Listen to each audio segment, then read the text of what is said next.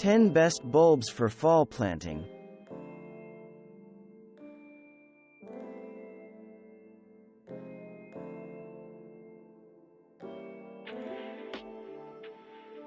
Few plants are as carefree as alliums. They don't need deadheading, removing spent blooms, they rarely need dividing, and even deer don't fuss with them. Just plan to keep their soil moist when they're in bloom. Alliums generally bloom in May and June, and many will stay in bloom for 4 to 5 weeks.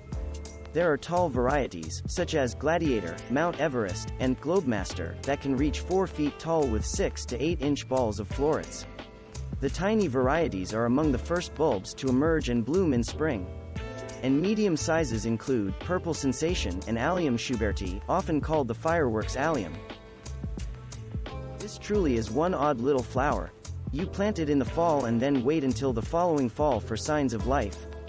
The flowers appear first, blooming for 2 to 3 weeks, and then they die back. The next spring, long leaves will sprout and then disappear as summer heats up. They are just there to feed the bulb. The plant remains dormant throughout the summer. And just when you've forgotten all about it, the flowers surprise you again in early fall. They do look like crocus flowers, though they are very distant relatives. The flowers are a bit larger, about 4 inches across, and each plant blooms in a cluster of up to 4 blossoms. There are many plants that use the common name bluebells. But the 2 bulbs that are ideal for fall planting are Spanish bluebells, Hyacinthoides hispanica, and English bluebells, Hyacinthoides non-scripta, which are actually members of the hyacinth family. You might know them by their other common name, wood hyacinth.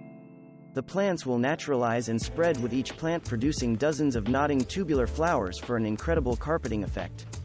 Be careful about planting them in small borders where they can take over.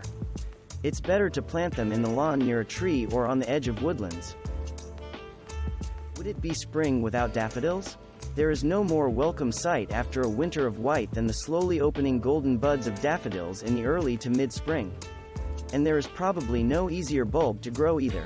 Daffodils are incredibly long-lived and low-maintenance plants. Just make sure their soil stays moist but not soggy, which can cause rot. Dutch iris is a delicate plant with orchid-like blooms in a variety of colors that is grown from surprisingly small bulbs. If you've ever purchased a florist bouquet with irises in it, you've probably gotten Dutch iris. These plants need excellent soil drainage, or the bulbs can rot. Don't plant the bulbs too deeply, 3 to 4 inches is a good maximum. Otherwise, these plants are low maintenance and easy to grow. Blooming in the late spring to early summer, Fritillaria flowers look exotic and a little intimidating, but they're just as easy to grow as any other bulb. Just make sure they get regular water. Although Fritillaria likes moist, rich soil, it is adaptable to even heavy clay. The subtle snake's head Fritillaria, Fritillaria meleagris, can even be planted throughout a lawn, though you can't mow it until its leaves have faded. Also, don't remove the spent blooms, as the plants can self-sow to increase your patch. The tiny grape hyacinth plants with flower clusters that look like bunches of grapes are deceptively hardy. The bulbs are planted in the fall for early to mid-spring blooms. Don't be surprised if you see some leaves emerge and stick around until spring. This is actually a good feature because it prevents you from accidentally digging in the area. Lilies have one of the sweetest scents of any plant, and there are many varieties to choose from. Even though they are prized for their elegance, they are just as rugged as any other flowering bulb in the garden. Start with the largest bulbs you can afford, not just because you will get bigger flowers, but also because they will be the hardiest.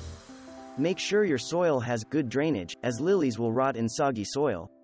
Also, lilies never go into full dormancy, so leave the plants standing after they bloom and continue to keep them watered on a regular basis. Tiny snowdrop flowers break through frozen ground in the late winter to early spring and bloom in temperatures most people would rather avoid. Even a fresh coating of snow or ice does not dampen their spirits. Wild hyacinth plants like full sun and moist soil. If you can provide that, your plants will continue coming back for many years with minimal maintenance. If your soil tends to be dry, you can try growing them in partial shade and watering regularly to keep the soil moist, but they never seem to thrive the way they do in ideal conditions. Thanks for watching. Subscribe for more interesting videos. And please hit the like button for the YouTube algorithm.